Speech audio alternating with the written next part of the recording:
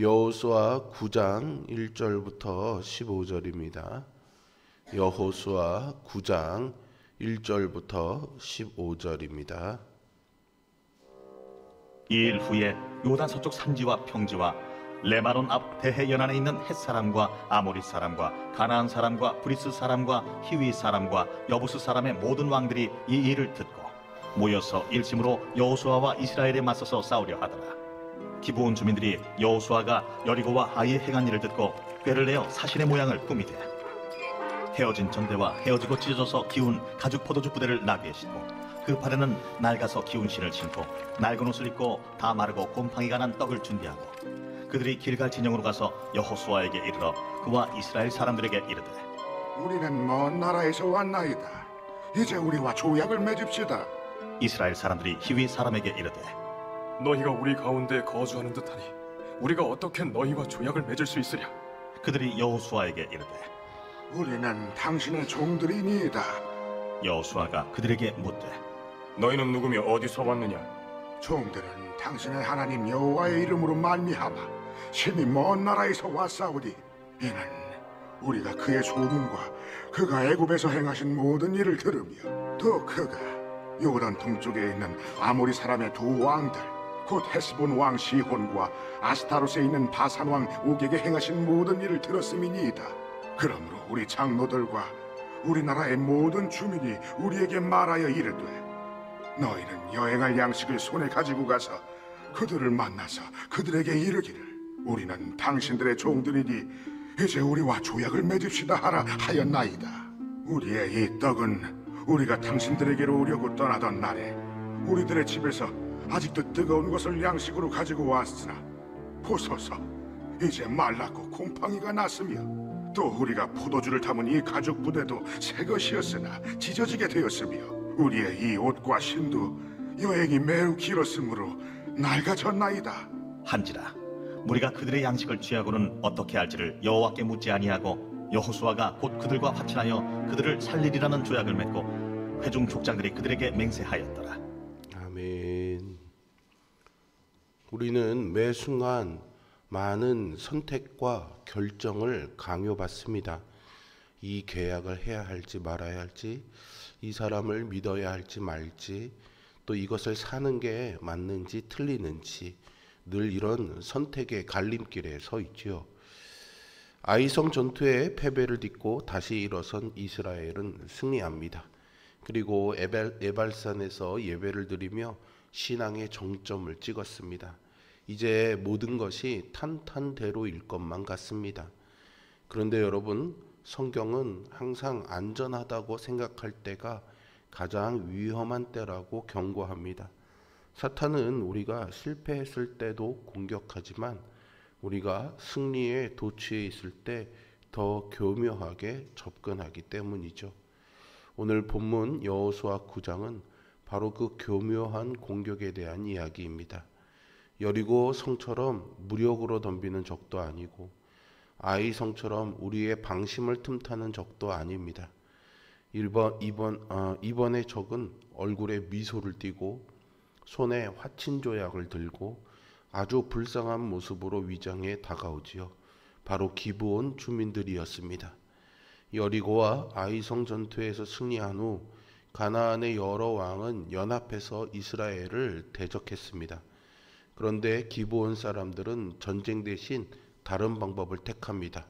먼 나라에서 온 것처럼 자신들을 꾸미고 이스라엘과 화친 조약을 맺으려 하죠. 이에 이스라엘은 하나님께 묻지 않고 그들과 조약을 맺습니다. 이 사건은 오늘 우리의 삶에서도 반복될 수 있는 실수입니다. 삶의 여러 선택의 순간에 하나님의 뜻을 구하지 않는 어리석음에서 우리는 어떻게 믿음 위에 설 수 있을까요? 첫째로 승리의 하나님을 기억해야 하겠습니다. 본문 1절과 2절에서 이스라엘을 대적하기 위해 형성된 가나안 연합군이 등장합니다. 그들은 산지, 평지, 레바논 해안까지 전 지역에서 이스라엘을 대적하기 위해 한마음으로 모였습니다. 이것은 우리가 흔히 아는 정면 승부입니다. 세상이 우리를 핍박하고 고난을 주고 대놓고 공격해 올 때이죠. 이럴 때면 오히려 대처하기가 쉽습니다. 긴장하고 기도하며 맞서 싸우면 되기 때문이죠. 가나안의 연합군의 등장은 여리고와 아이성이 패배한 소식이 전해진 결과였습니다. 여리고와 아이성의 전쟁 결과는 하나님이 살아계심을 증명하는 사건이었죠. 따라서 이 사건 현장에 있는 자들은 하나님 앞에 엎드려 경배해야 했습니다. 하지만 가나안 왕들은 이스라엘과 전쟁하기 위해 연합했습니다. 이는 단지 이스라엘이라는 민족이 아닌 하나님을 대적하는 행위입니다. 하나님의 계시가 선포되었고 증명되었음에도 그것을 인정하지 않는 자들에게 그에 따른 결과가 임할 것입니다. 우리도 승리의 하나님을 기억하며 믿음으로 반응해야겠습니다. 세상은 여전히 하나님을 대적하지만 예수님을 영접하고 새로운 피조물이 된 성도는 세상의 길을 따라 살 수는 없습니다. 가정과 일터에서 공동체와 세상 속에서 하나님의 이름을 높이고 복음을 증거하며 하나님의 주권을 인정하는 그런 삶을 사는 우리 모두가 될 수 있기를 소망합니다. 두 번째로 하나님의 뜻을 묻지 않는 선택이 실수를 낳는다는 사실을 알아야 합니다. 기브온 주민들은 다른 왕들과는 다르게 꾀를 내지요. 기브온 주민들은 히위 족속 거민들인데요. 히위 족속은 가나안 땅 도처에 집단적으로 흩어져 살던 가나안 7족속 중 하나였습니다. 이들은 가나안 족속들의 연합군에 들어간다 해도 승리할 수 없다는 것을 알았습니다. 살 수 있는 방법은 이스라엘을 속여서 화친 조약을 맺는 길이라고 여긴 것이죠. 4절에 꾀를 내어 자신의 모양을 꾸미되라고 되어 있는데요. 여기서 꾀에 해당하는 히브리어 오르마라는 단어가 있습니다. 이 단어는 잠언에서는 슬기나 신중함이라는 긍정적인 뜻으로 쓰이기도 했지만 여기에서는 악한 의도를 가진 간사함, 교활함을 의미합니다. 창세기 3장에서 뱀이 하와를 유혹할 때 썼던 전략이 바로 이 오르마입니다. 기브온 사람들은 먼 나라에서 온 것처럼 꾸미기 위해 치밀하게 준비했습니다.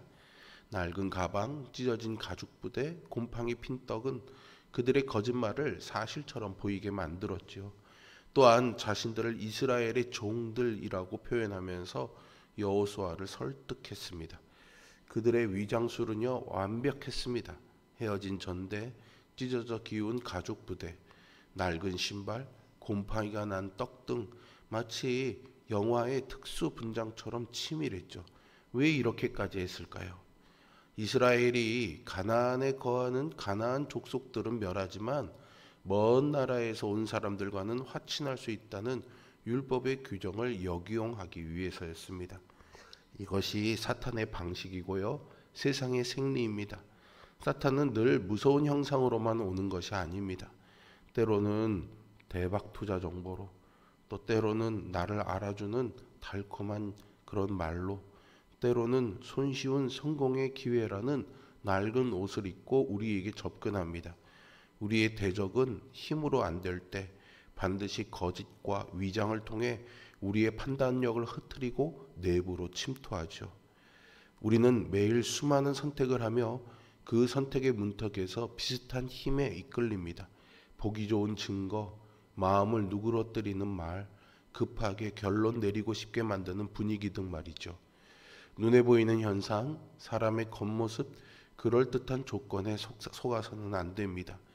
기브온이 먼 나라에서 온 것처럼 꾸몄지만 사실은 코앞에 있는 적이었던 것처럼 우리를 무너뜨리는 유혹은 멀리 있는 것이 아니라 가장 가까운 곳에 가장 믿을 만한 모습으로 숨어 있음을 기억해야겠습니다. 오늘 본문에서 가장 뼈아픈 구절이자 우리 가슴 깊이 새겨야 할 핵심 구절이 바로 14절인데요. 무리가 그들의 양식을 취하고는 어떻게 할지를 여호와께 묻지 아니하고 라고 되어 있죠. 이스라엘 백성들과 지도자들은 기브온 사람들이 내민 증거물들을 꼼꼼히 살펴봤습니다.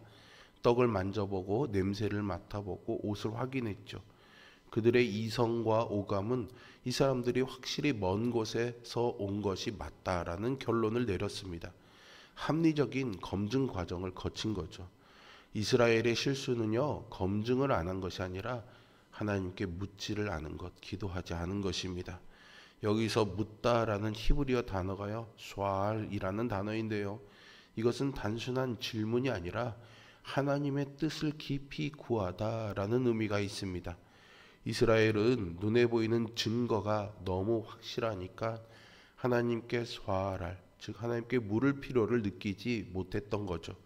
결국 이스라엘은 하나님께 묻지 않고 기브온 족속과 조약을 맺습니다. 하나님이 아닌 자기 생각과 판단에 따라 잘못된 선택을 한 것이죠. 이스라엘은 여리고성 전투 때는 매일 돌면서 하나님께 집중했습니다. 아이성 전투 때는 실패 후에 엎드려서 하나님의 전략을 들었죠. 그런데 기브온의 위장 앞에서는 자신들의 눈과 판단을 믿었습니다. 그 결과는 속임수에 넘어간 것이죠. 우리 역시 일상 속에서 판단을 서두른다거나 경험과 상식에 의존하는 실수를 합니다. 크고 작은 선택 앞에서 하나님의 뜻을 묻지 않을 때 어려움으로 이어질 수 있습니다. 성도의 가장 큰 위기는 고난의 때가 아니라 내 판단이 너무 옳아 보여서 하나님께 묻기를 멈추는 순간입니다. 기도는 답을 모를 때만 하는 것이 아닙니다. 답이 너무나 명확해 보일 때, 모든 조건이 완벽해 보일 때, 바로 그때가 더 엎드려 묻기를 해야 할 때입니다. 하나님, 내 눈에는 곰팡이 난 떡으로 보이지만 하나님 눈에는 무엇이 보입니까? 라고 묻는 영적 겸손이 우리를 치명적인 실수로부터 지켜줄 수 있습니다. 그러므로 모든 결정의 출발점이 말씀과 기도여야 합니다. 주어진 자리에서 먼저 하나님께 귀 기울이고 순종하는 믿음으로 살아가는 우리 모두가 될 수 있기를 바랍니다. 마지막으로 하나님의 뜻을 묻지 않는 선택이 삶을 어렵게 한다는 사실을 알아야 합니다. 여호수아와 지도자들은요, 기브온 사람들과 화친을 맺습니다. 이는 하나님이 기뻐하시는 조약이 아니었습니다. 하나님은 가나안 족속과의 언약을 금하셨죠. 그 이유는 그들이 이스라엘을 우상 숭배로 유혹할 것이기 때문입니다. 여호수아는 나중에 그들이 속였다는 것을 알았지만 하나님의 이름으로 맹세했기 때문에 그들을 칠 수가 없었습니다. 결국 이스라엘은 약속의 땅 한복판에 이방 민족을 영원히 남겨두는 가시를 품게 됩니다. 물론 하나님은 나중에 그들을 성전을 위한 나무 패는 자로 사용하지만 이스라엘 역사 내내 기브온은 복잡한 문제의 씨앗이 됩니다. 이후 이스라엘은 기브온을 보호하기 위해 또 다른 전쟁에 휘말리게 됩니다. 잘못된 선택은 당장 눈앞에 평안을 가져올 수 있지만 장기적으로 더 큰 부담과 책임을 남깁니다. 성도는 어떤 상황에서도 하나님의 뜻을 먼저 묻는 겸손함이 필요합니다. 즉각적인 이익이나 평안보다 하나님의 기쁨과 영광을 우선하는 마음이 필요합니다. 모든 선택의 기준이 기도와 말씀에 있을 때 우리는 유혹과 잘못된 길에서 벗어날 수 있습니다. 오늘 말씀은 성도의 삶이 어떤 믿음과 태도로 세워져야 하는지를 분명히 보여줍니다. 승리의 하나님을 기억하며 하나님의 뜻을 먼저 물으며 모든 결정의 출발점을 말씀과 기도에 두며 살아가십시오. 겸손히 주님의 뜻을 구하고 주님의 인도하심에 순종하며 하나님 나라의 영광을 전하는 그런 믿음의 사람으로 사는 우리 모두가 될 수 있기를 주님의 이름으로 축원드립니다. 기도하겠습니다. 은혜와 사랑이 많으신 아버지 하나님, 오늘 기브온 족속 앞에서 실패한 이스라엘의 모습을 보며 부끄러운 우리의 모습들도 떠오릅니다. 여전히 입술로는 하나님의 뜻을 구하면서도 우리의 마음과 행동은 늘 하나님의 뜻이 아닌 우리의 판단과 기준을 따르며 많은 실패와 어려움을 경험하는 것은 아닌지 하나님 앞에 부끄럽고 떨리는 마음으로 엎드려 회개하는 마음으로 기도합니다. 주님, 연약한 우리를 용서하여 주시고 다시금 또 일으켜 주시며 하나님 말씀 위에 서갈 수 있는 용기를 허락하여 주시옵소서. 여전히 우리의 부족함들은 많지만 하나님의 자비로우심이 우리를 떠나지 아니하며 신실하게 우리를 위하여 일하심을 믿으며 다시 한번 오늘 이 말씀과 기도에 힘입어서 하나님의 뜻을 분별하며 하나님 뜻 위에 살아가는 우리 모두가 되게 하여 주옵소서. 예수 그리스도의 이름으로 기도합니다.